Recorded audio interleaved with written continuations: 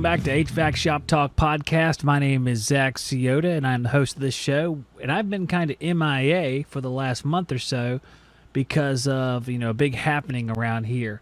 As you can see, I'm actually in a different location altogether while I'm filming, which is not directly related to that. It's just more of making space and ideas for the future. So, some of you have wondered. One guy emailed me. He's like, what's going on, man? One guy. Come on, guys. Don't you even care? No, it's fine. We're all big boys and adults. We move on with our lives. But I did get an email from a nice gentleman asking how I was.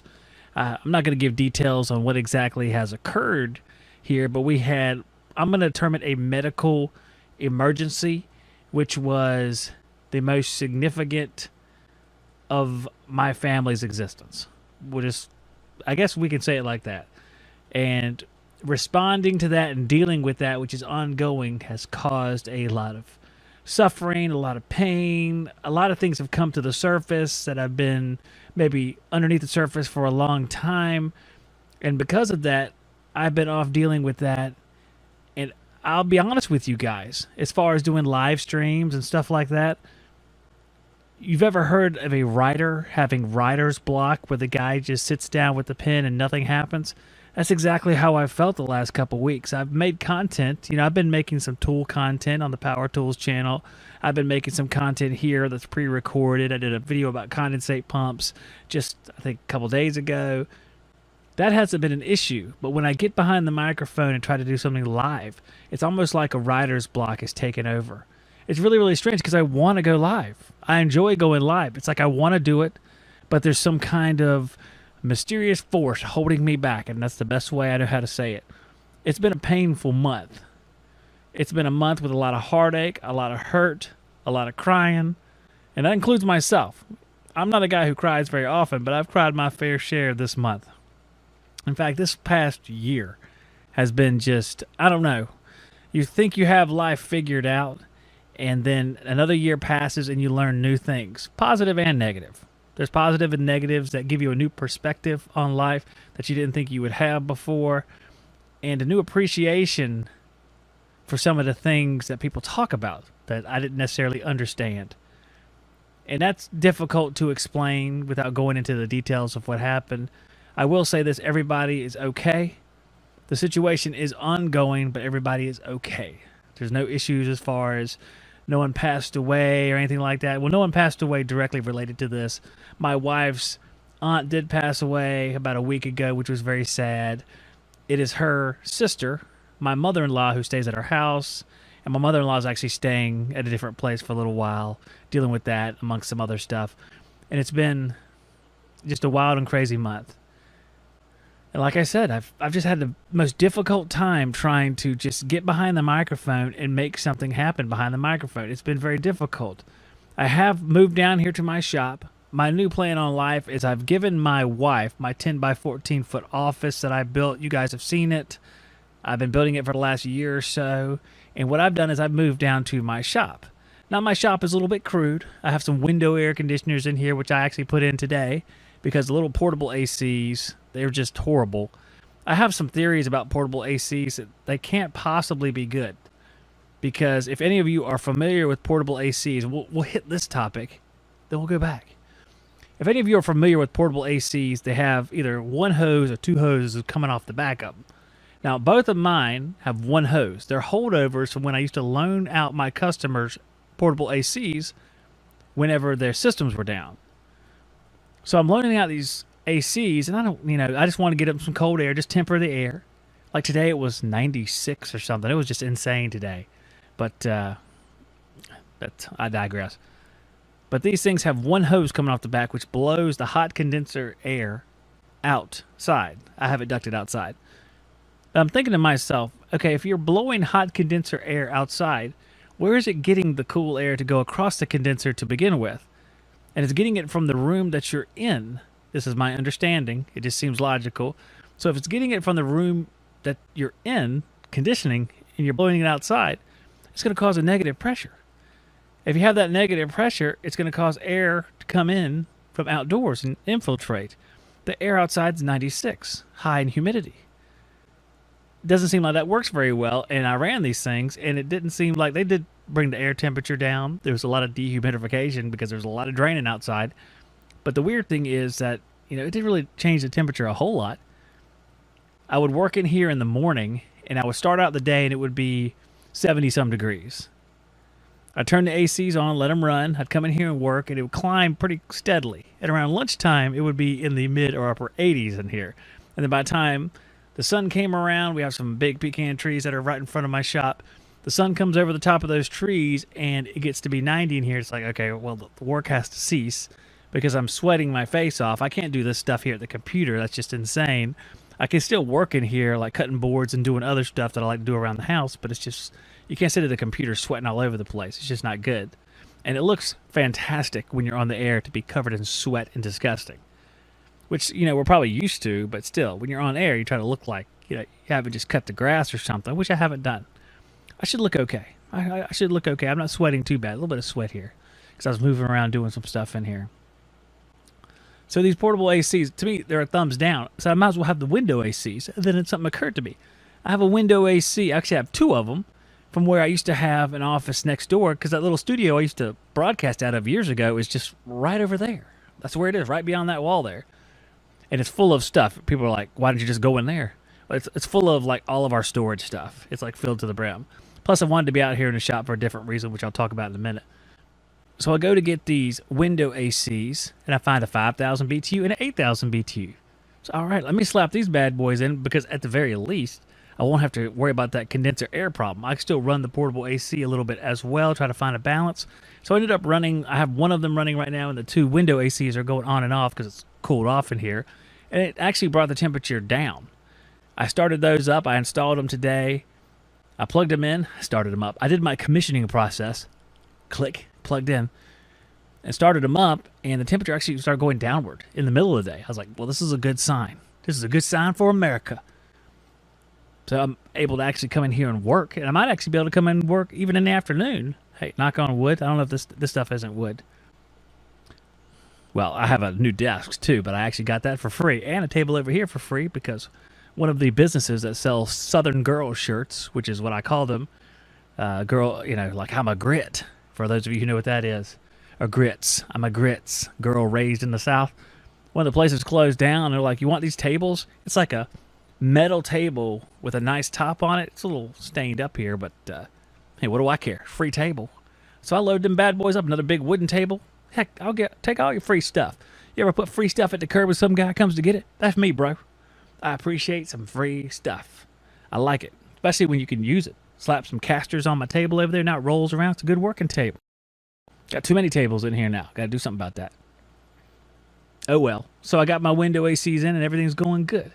I'm going to do some filming in here. I got my workbenches. You guys can't see them. I got some workbenches and stuff. And I'm going to do some experimentation like I was doing a couple years back. Because, actually, let me thank the sponsors. I got a sponsor right behind me over here. Yellow Jacket. I got little banners that I found. I got my Shop Talk flag back here just sitting up on the counter, so whenever I start working again, I'm doing something at the counter, I can move it off there. But I got the banner right there, Yellow Jacket. Yellow Jacket's got the Y-Jack probes. Y-Jack probes are sweet. I loved mine. Had to get rid of them. Had to get rid of my Y-Jack probes. Had to get rid of a lot of stuff dealing with this issue over the last month. It required lots of funds, and I exhausted myself. Let me just tell you. It's one of those things. But, life is like that. I was able to, for the most part, overcome. I'll be working on it for a couple more months, but I was able to overcome. But these probes, they were fantastic. I love these things. Temperature, humidity. I have the static pressure probe. I held on to that because I haven't done any video content on it yet. And we're going to do some static pressure experiments right here on this table. But these probes are great. I love them. They worked really well for me. I like the app. So yellowjacket.com, you can find out more about that. All the other stuff that they sell. Another sponsor is Navac. Navac's sending me a battery-powered swaging tool, which I think is awesome.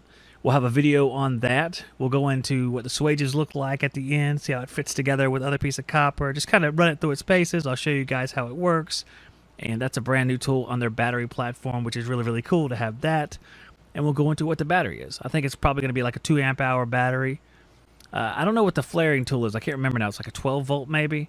We'll see if it's a 12-volt, 2-amp-hour battery, but that's navacglobal.com, getjobber.com, getjobber.com/shop talk. You can go there to get a nice little deal on the Jobber service, which encompasses a whole lot of things for your business. Just go to the getjobber.com/shop talk. You know, it's one of those all-inclusive apps for your business that makes your life a whole lot easier, from invoicing, you know, all the different things your business needs to do. It does for you. And it works with Company Cam, another one of our sponsors.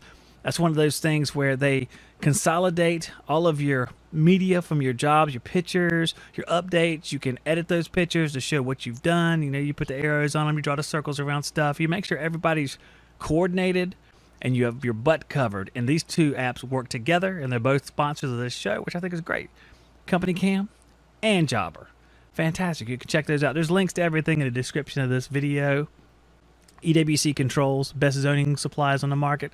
About 150 foot right to the south of me is my house. There's some EWC controls in there, and they work fantastic. Fantastic. And of course, TrueTech Tools. TrueTechTools.com. You use the Shop Talk discount code. You can save yourself 8%, guys. 8%. And we have a new sponsor, actually. You guys saw the video yesterday, day before, Beckett. Beckett Condensate Pumps. The Beckett Corporation is sponsoring the show, which I think is great because I use those pumps forever, and they are beasts. Nice quality condensate pumps. I have a video on them. Go check that out. Comes with 20 foot of tubing. The particular pump that I was looking at came with 20 foot of tubing. They have 230 volt models, 115 volt models. They have ones with plugs on them, so they're all ready to go for your jobs. That's Beckett. You can find out more by going to the description of this video or podcast. I have some information about Beckett. And of course, you can find them, a lot of them, at your local supply house. So back to the show. So we're going through all this stuff this month. And I come to the realization that, you know, my field days are over. They're done. I've been fighting this for years and years. I want to be relevant. I want to be plugged in with you guys. I love being a technician. I love being a troubleshooting technician. I don't have all these tools and stuff in here to not use them. I love tools. I love troubleshooting stuff. I love building things. And to have that part of my life seemingly just being forced closed at every opportunity, where I try to go back and it's like, no. It's like the good Lord is telling me, says, Zach, this part is over. Stop fighting it. It's over. I was having a conversation with my brother a long time ago on a job site, and I was like, well, you know, I don't do much field work anymore. I'm a podcaster, and you know, new guys come along, and they don't realize that I was in the field for over 20 years, and they're like, who is this guy? Who is this guy? And I feel like almost like my street credibility is evaporating, and it makes me kind of sad, because as time goes by, it's like, well, what am I now? Just a podcaster? That's not just what I am. I mean, I like podcasting. I like talking to you guys. I'm going to get back on here live again real soon. We're going to have some phone conversations. We're going to have a good time, but it's not me entirely. I still love to work with my hands, so I'm going to bring the field to me, so to speak. We're going to do some experimentation on these tables to my left and to my right. I need to know what you guys want. You can always tell me, hvacshoptalk@gmail.com. Let me know what you want. I've done a lot of vacuum stuff. I'm going to do some stuff with the torque wrench, the Yellow Jacket torque wrench. There's an experiment I want to do, just a human perception of what a certain torque is. All these guys were telling me when I released this stuff about the torque wrench that, hey man, I don't need a torque wrench. I've never used it before, and I've been doing this for blah, blah, blah amount of years. Great. So I'm going to do a little experiment. I'm going to see how well, and I'm going to try this. I'm not going to try to throw the game here or lose the match here, so to speak. I'm going to see, after tightening a bolt to a certain foot-pound of torque, I'm going to see if I can do the same thing just by hand without looking at a torque wrench. So I'm going to set it first with the torque wrench, and then I'm going to try the next two without a torque wrench, and then I'm going to see how accurate I was to see, is it possible to actually do that, where you just kind of know where it's supposed to be. I think it's a bunch of crap and you need a torque wrench. There ain't no way you can do that every time. And I know there's going to be a bunch of guys out there after I make that video go, yeah, I could have done it. It's just you. Hey, it probably is. Probably is me. It is me, probably. I'm not going to be proving anything, but I want to try it. I want to try some stuff with some motors It's just one of the things. It's big dreams, guys, but I've committed to working toward it. I have an air handler body right outside that wall there.